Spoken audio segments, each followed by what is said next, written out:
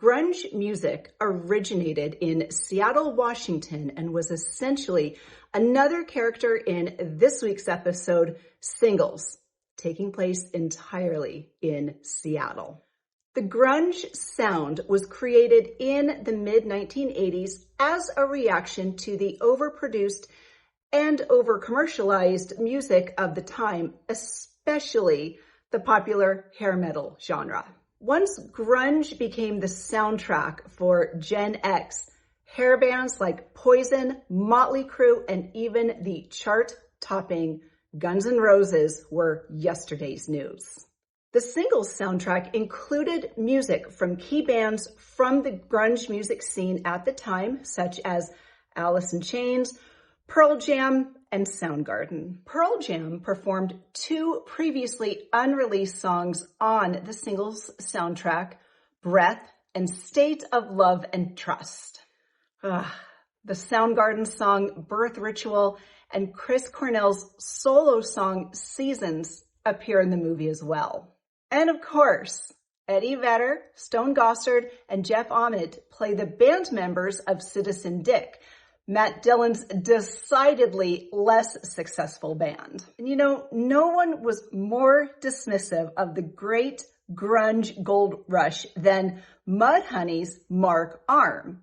Quote, "Everybody loves us. Everybody loves our town," sneered Arm on his band's 1992 song, Overblown. But where did the term grunge come from? The first noted instance of referring to the Seattle sound and a Seattle band as grunge was from a 1981 letter written by none other than Mudhoney's Mark Arm. In this letter, in which he nominated his own band, Mr. Epp and the Calculations, as the most overrated band in Seattle, Arm writes, quote, "I hate Mr. Epp and the Calculations. Pure grunge, pure noise, pure shit." Then came 1991. Nirvana's Nevermind, Pearl Jam's 10, my first CD, and Soundgarden's Bad Motor Finger were released and changed the musical landscape forever.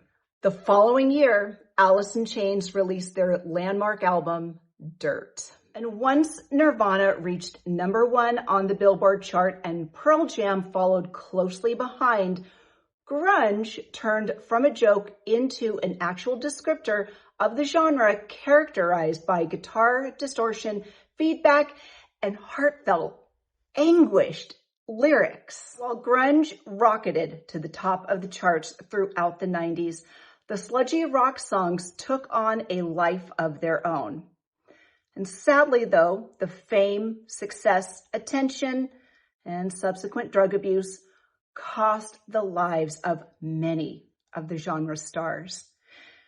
In 1990, Nirvana consisted of only Kurt Cobain and bassist Chris Novoselic, and they needed to find a full-time drummer. They were introduced to Dave Grohl through their friends, the Melvins, becoming another staple grunge band of the 90s made possible through collaboration. Now, both bands became regulars at music venues across the city, performing at locations such as the Crocodile and the Showbox. And they always described themselves in self-deprecating ways, referring to themselves and their music styles as dirt, scum, and you guessed it, grunge. Cobain's good looks, gravelly voice, and world-class songwriting, the band was a giant. And sadly, this was all too much for Kurt, who wasn't one for fame. He just wanted to make the music he wanted to make. And he sadly passed April 5th, 1994, at the age of 27. And Kurt's passing was a seminal moment for me. I was in the Washington, D.C. airport coming back from a school spring break trip when I was listening to the radio. On my Walkman and through the headphones came the news of his passing, with the entire world learning. As the frontman for Soundgarden, Chris Cornell led a longer life than some of his peers, but his death came as a shock to his fans. As we saw him perform in the movie, he had a voice like no other. And Chris had suffered from depression throughout his life, and in 2017, this depression cost him his life, and he passed at age 52. Also seen in singles, Lane Staley was the banshee vocalist for Alice in Chains and the short-lived supergroup Mad Season that featured Barrett Martin and Mike McCready. Staley's passing and final days were tragic.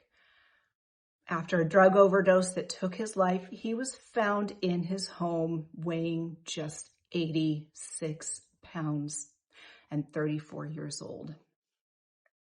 Mother Love Bone was set to become the rock stars they always intended to be when Andrew Wood unexpectedly died of a heroin overdose just days before the release of Apple.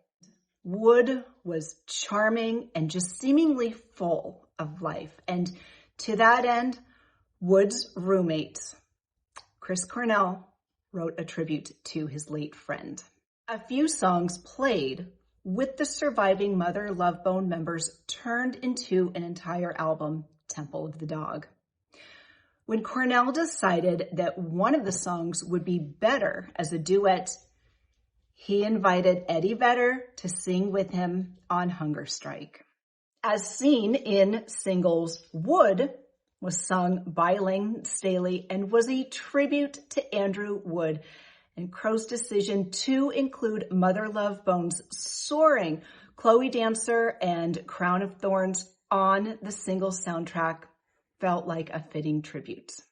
Mark Langahan, the man whose voice sounds like it was borrowed from the Grim Reaper, lived a hard life thanks to drug and alcohol addiction. And sadly, Langahan, who fronted the Screaming Trees and sang in Mad Season, passed in 2022 from COVID that caused him to go into a coma. And Singles and its grunge roots stands as a snapshot of a time, a place, and a flesh and blood community. And this is a notion that feels slightly unreal in today's relentless digital age. And we're just online. We're not present, in clubs and scenes the way we were back in the 90s, the good old days.